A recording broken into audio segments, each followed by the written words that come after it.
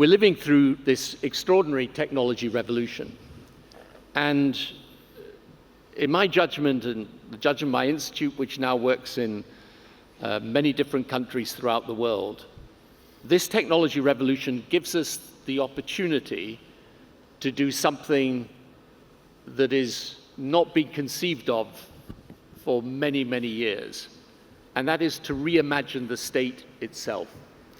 Because a 19th century state was a minimalist state, didn't do a lot for people, didn't raise a lot of money, didn't spend a lot of money, didn't do a lot for people.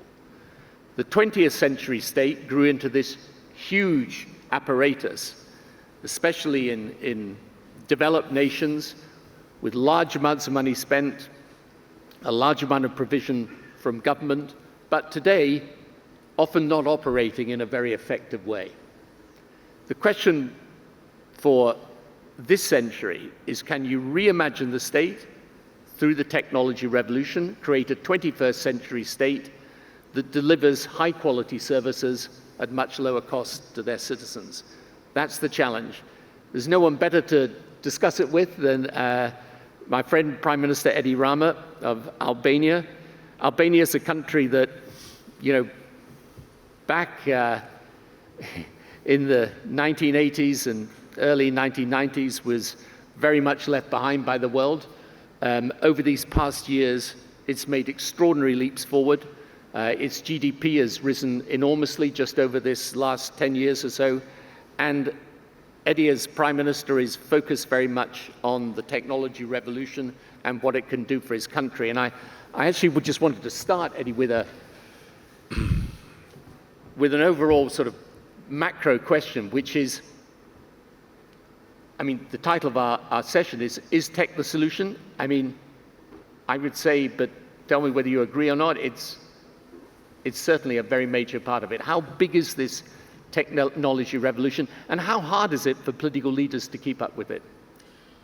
First of all, I want to correct a bit the presenter, because I was presented as a Prime Minister and Tony was presented as the 51st Prime Minister of Britain. But I want the audience to know that I would not be nor Prime Minister and either a man engaged in politics without him.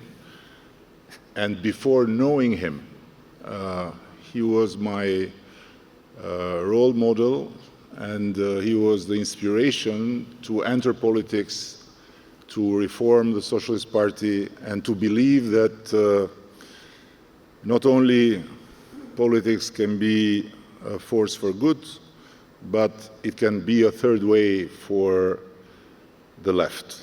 So I wanted this to be clear because that's how you will all understand that I can't be more privileged than finding myself being interviewed by someone that now is a friend and is an honor, but is the main reason why I became a Prime Minister. And I would say that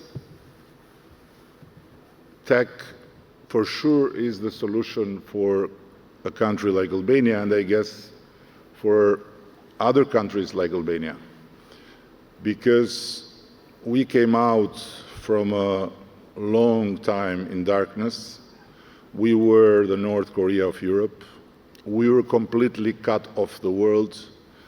We were told to be the only true communist country, and for us, all of them that pretended to be communists were just traitors. So we were completely on our own in a poverty that for me today is even impossible to process how was possible, and an isolation like no one.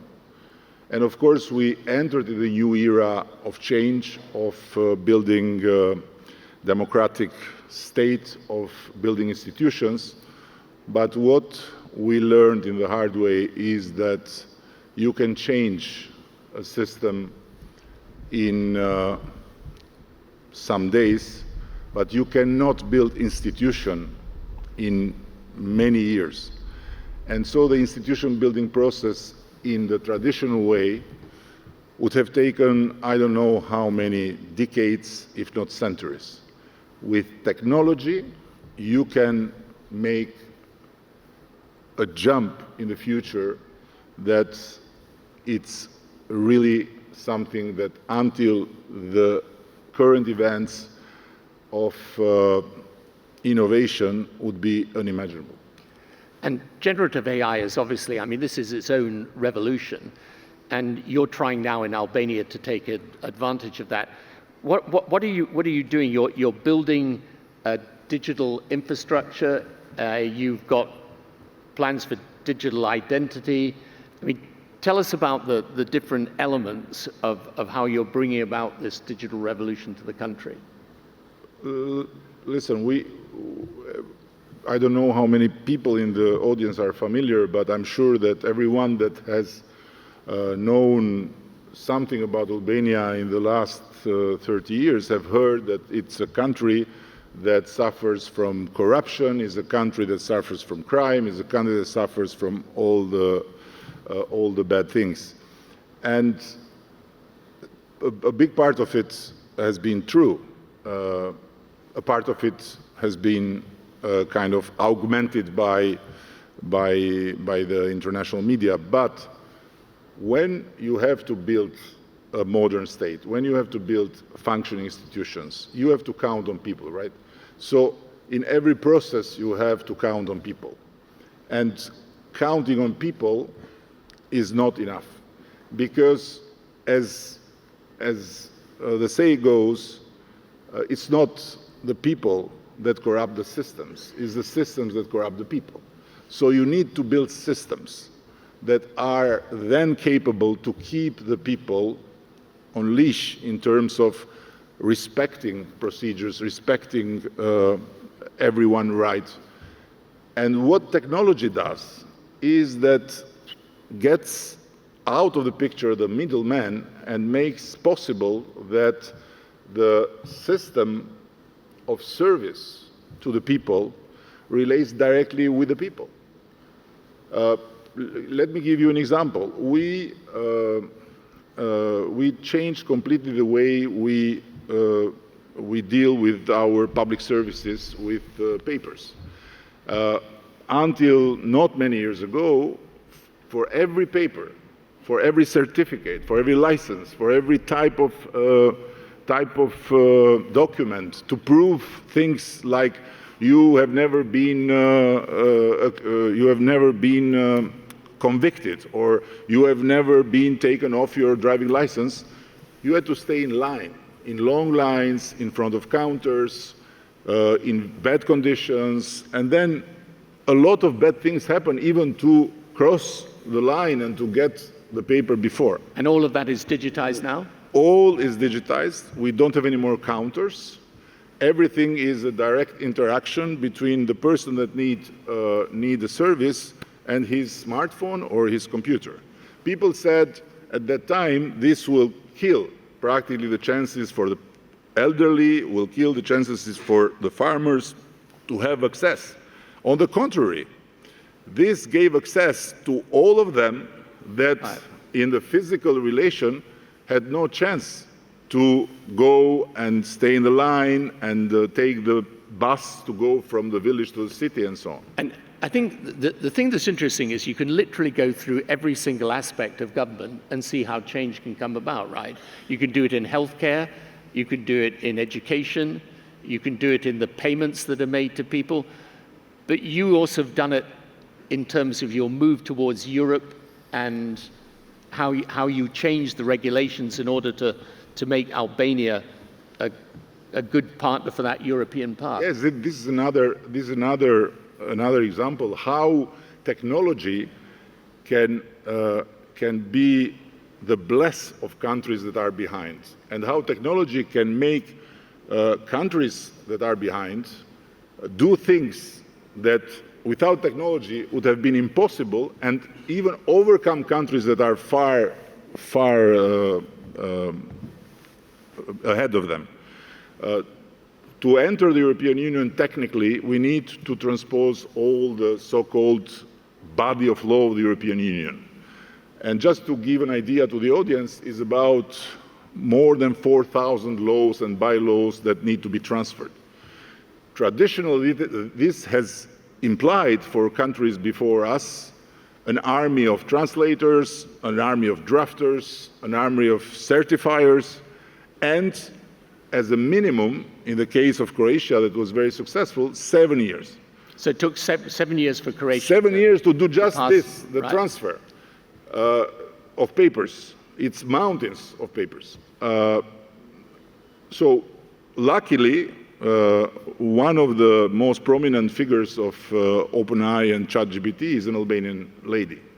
So I called her when ChatGPT just appeared, and I said, can you help Albania to enter faster in the European Union? She thought I was laughing. I said, no, listen, can we use this to make the transfer?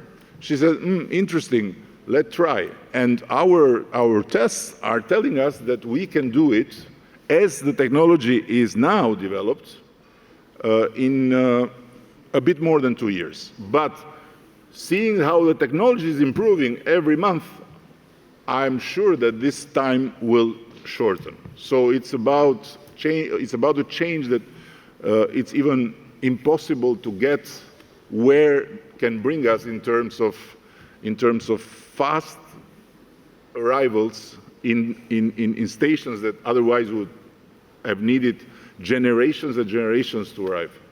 And in terms of the infrastructure that you require to make these changes, it is about having a cloud infrastructure, so your data are held in the cloud, and then the digital identity so that each citizen can interact with government through their smartphone. So we are working with the two bigger, let's say, sources of knowledge and of technology of our time, Microsoft and Oracle, and we are trying to get the best of the one and the other. And having been attacked very viciously by Iran some time ago, and being in perpetuum a target of cyber attacks from Iran, we know, just not rationally only, but we know from our skin how important it is to have safe data. And going in an Oracle-designed cloud, it's another important reason to have the safety and the integrity of your data in a cloud that is designed for you, and is just Albania's cloud. So this is something that is developing a lot in the Oracle world. And in the meantime, with Microsoft, we are working in artificial intelligence solutions that we are very optimistic will give us an important boost to feel the future much nearer than today. And how do you find your own system with this? Because part of anyone who's ever been in government knows that the problem is that government systems can be somewhat resistant to change, let's say.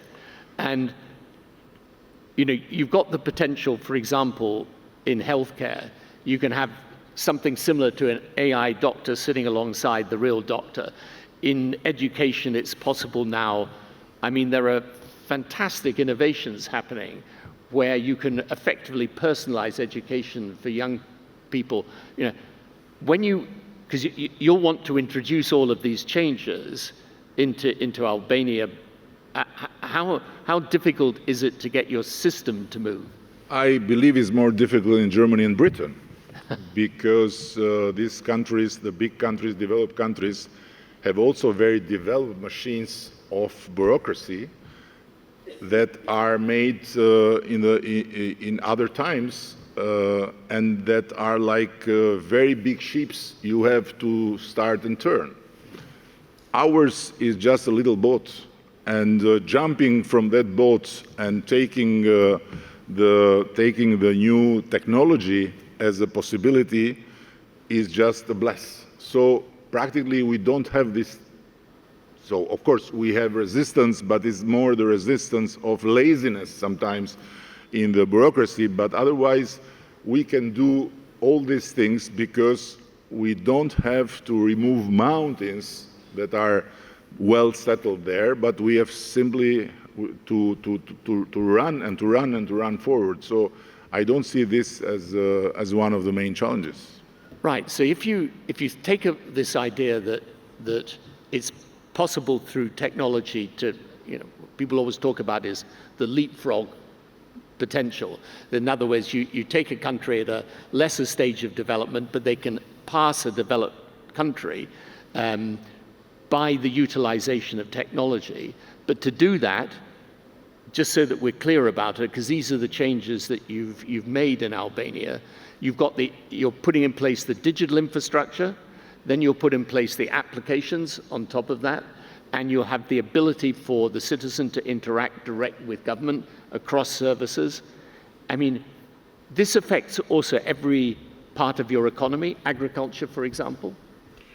Yes, what you mentioned about the teachers and the doctors is another part of the blessing, because it means that countries like Albania will be able through technology to participate in a space of the best know-how of the world. So this also addresses the problem countries like ours, but also other countries in Europe, are having with staff, with teachers that are ready to go in another place to teach, or with doctors that are ready to stay for a wage that is not enough. So all the southern European Union is suffering from doctors leaving and going elsewhere. So this is another part of the blessing, the capacity to get the best know-how through technology. And look at this city. This city is one of the most secure in the world. But it's one of the most secure in the world not because there is an amount of policemen that is bigger than in other cities in the world. On the contrary, I have been in the Emirates now a half a dozen of times. I still don't know how a policeman looks in this country, because it's the technology. And state-of-the-art technology has made this country one of the countries with the lowest crime rate in the world.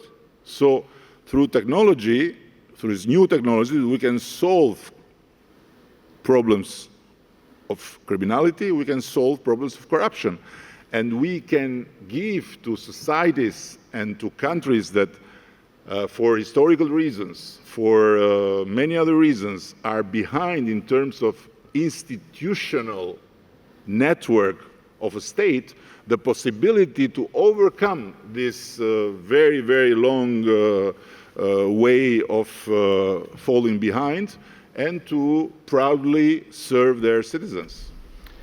So we're just coming to the last minute, and as you say, I mean, the UAE is one of, I would say, 4 or 5 exemplar countries in the world in terms of its use of technology. So when you look ahead, and Albania, over this last 20 years, I think your GDP has multiplied by roughly 8 times. So it's a country that's been accelerating. Where ideally would you like it to be in 5 years' time with the use of technology? Ideally, I would want Albania to be in 5 years' time a country that behaves and works like an EU member state. And then will be or not formally in the European Union, this is not our decision.